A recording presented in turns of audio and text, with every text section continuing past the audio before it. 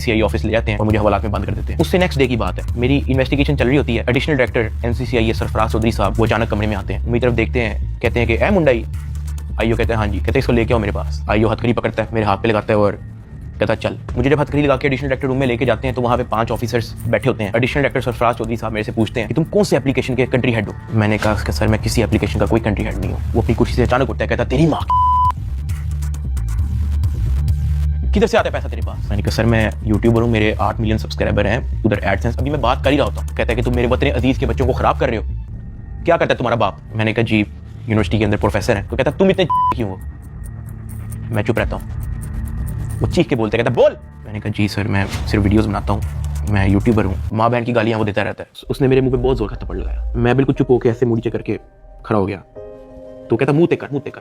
अभी मैंने मुंह पर किया नहीं था। वो जोर से चीख के कहता मुंह ते कर। अभी मैंने वो मुंह पर किया ही था, उसने मुझे दूसरा थप्पड़ लगाया। मैं वहाँ पे बड़ा हेल्पलेस फील कर रहा कि यार मेरे से ऐसा क्या हो गया। मैं भी सोच ही रहा था, उसने मुझे तीसरा थप्पड़ लगाया। मुझे माँ बहन की गालियाँ दी जा रहा है। मैं अपना मुंह नीचे करके खड़ा हुआ हूँ तो मेरे थप्पड़ इधर लगता था, फिर वो कहता मुंह पर कर, फिर मेरा थप्पड़ इधर लगता था। वो मारी गया जब तक उसका दिल नहीं भरा। मैंने तो गिने भी नहीं है कि उसने मेरे थप्पड़ कितने मारे हैं। फिर वो मुझे कहता कि अपनी टांगे बेंड कर। मैंने अपनी टांगे बेंड कर ली। कहता हाथ ऊपर कर। मैंने अपना हाथ ऊपर कर लिया। वो घर में एक वीडियो कॉल लगाता है जो एक बच्चा रिसीव करता है जिसकी एस्टिमेटेड तकरीबन एज होगी 7 साल। वो उस बच्चे से पूछता है कि डकी भाई को जानते हो। वो बच्चा कहता है जी। वो बैक कैमरा ऑन करता है, मेरे हाथ खड़े होते हैं, टांगे बेंड होती हैं। वो कैमरे से दिखाता है उस बच्चे को कि कौन है ये। कहता डकी भाई। तो वो कहता कि तुम इसके प्रोग्राम देखते हो। कहता जी। वो पीछे जो प्राइवेट मुलाजिम खड़ा होता है वो बहुत जोर का पीछे थप्पड़ मारता है। सरफराज चौधरी साहब उस 7 साल के बच्चे को कहते हैं ये देखो इसके साथ क्या हो रहा है, अब देखोगे तुम इसका प्रोग्राम। कहता नहीं, चलो फटाफट इसको गालियां दो। बच्चा कहता है कि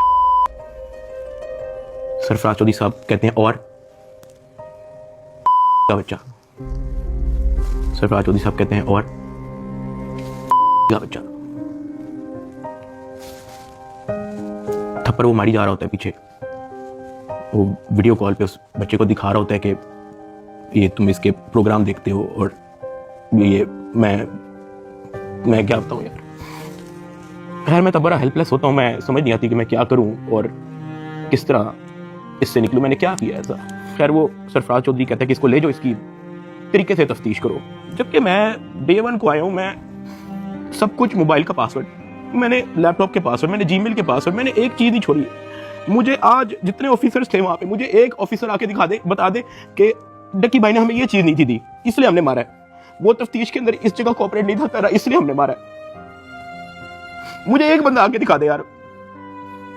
मेरा 23 दिन का रिमांड लिया मैंने, पहले 23 मिनट के अंदर उनको सब कुछ दिया है।